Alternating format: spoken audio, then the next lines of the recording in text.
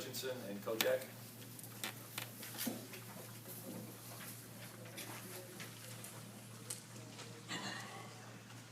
Thank you, Coach. Welcome all the new coaches in the JR League. I think you'll enjoy it. I think, unlike Coach Fetchel, I think that the AL state rule is really going to affect our league. I know that schools have, some schools up in the county have 11, sometimes have 12 guys on the roster, on their 10th already. We stayed at 8. I got about 5 of those 8 that can play. So I think it's really going to balance it up a lot. I think it really will balance the league a lot. Like I said, any given night, you must get back to the west and the east side, so it's so much tougher too. So it's going to be an interesting year. I've got on my team, I'm fortunate to have my leading scorer back. I also have my leading rebounder back. I've got my leading free throw shooter back. I've got my leading assist man back. I've got my leading turnover man back. And it's only one person that's getting down. So sounds good when you say you have all those leading stat people back. There's only one person getting. And I have Tafari Whittingham, 6'7" kid. I think he's getting better.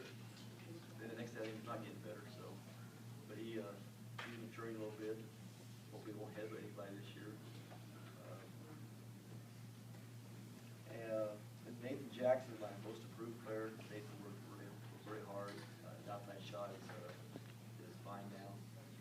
I don't mind him shooting it now. Not that guy encourage him to shoot his outside shot. We have on the list here. We have a 6'9" kid named Coriante DeBerry.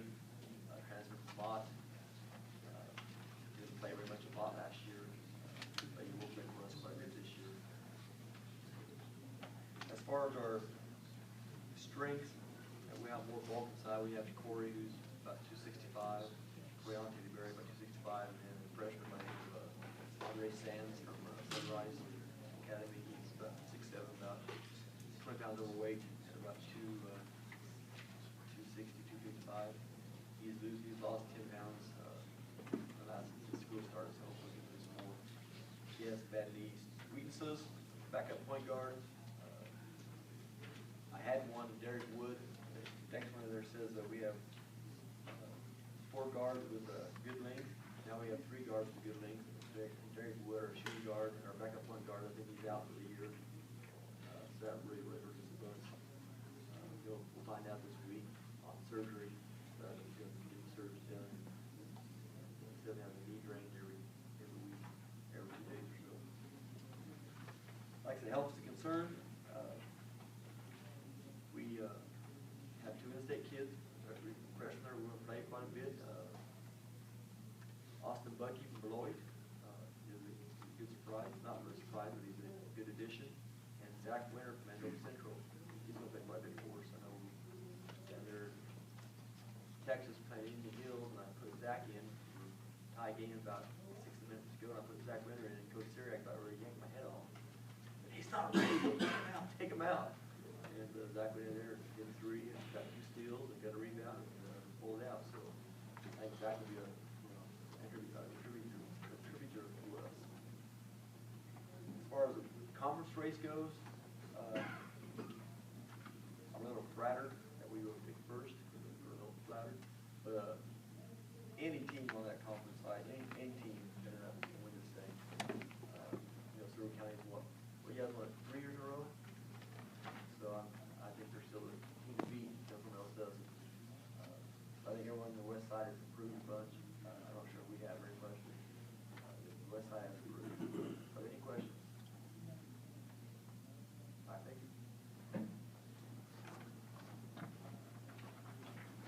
Your preseason number 1 on the east, Coffeyville, Jay Herkelman.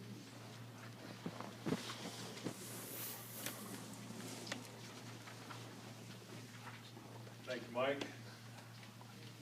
I want to introduce my assistant, Kyle Fisher. He's with me for the 2nd year, does a great job for me.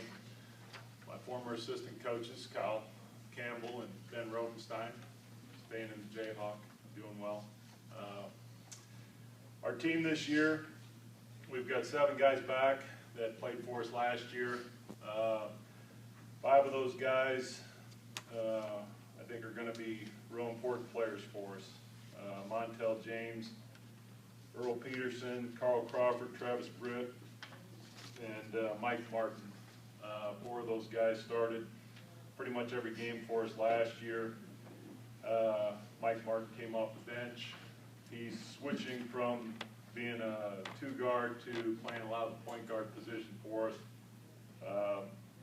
With Mike out there and Earl Peterson and Travis, it gives us 3 pretty good 3-point threats. Montel James is our leading scorer and rebounder last year.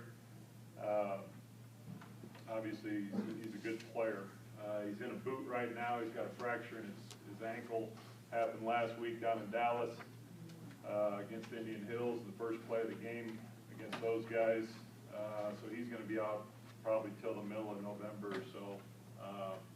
And so that hurts us. And Carl Crawford also is out with an injury, and he hasn't played in either one of the jamborees yet. We played down in Dallas, and then we had our jamboree this last week. And so not having those 2 guys that I think are going to be our 2 starting forwards makes the young guys have to get ready a lot sooner. And as we found out last week, playing Seward and Cloud,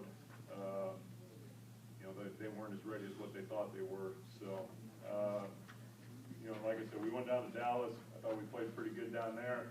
Came back and played at home this last weekend and was a little disappointed in how we played. So, I think we're going to be good with that number of players back and the quality of those players back.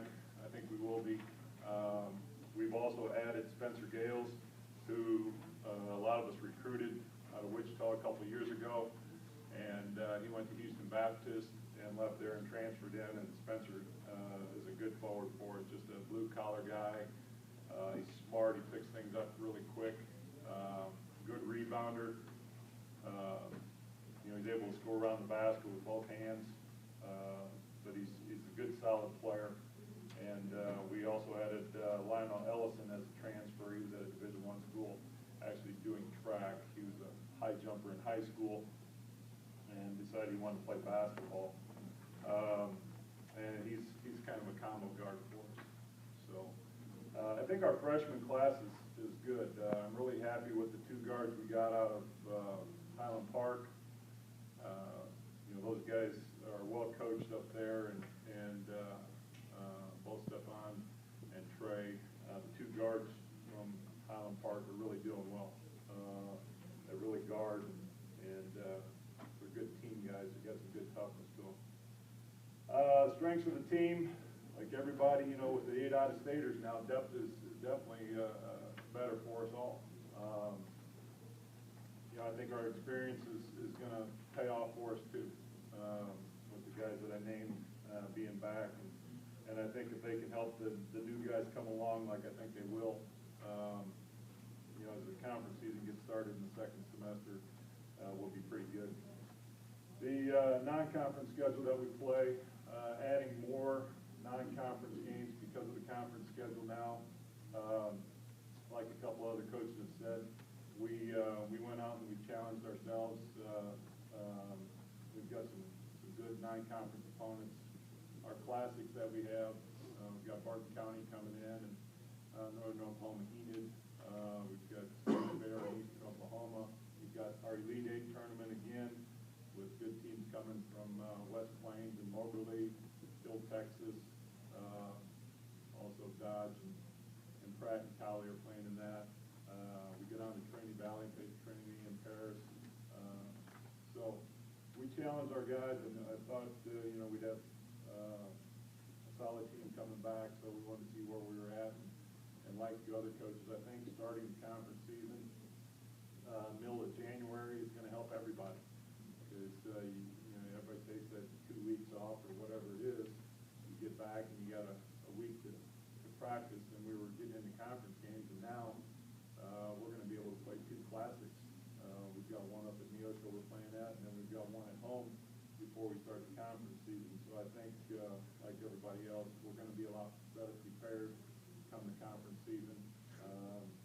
Having only 12 conference games, that's going to be new. It's kind of exciting, just the changes. But with 12 games, if you lose a couple key ones, it could cost you a conference championship. So it'll be interesting how that all plays out with the 12. So looking forward to it. Glad basketball season's here, and look forward to seeing everybody during the season.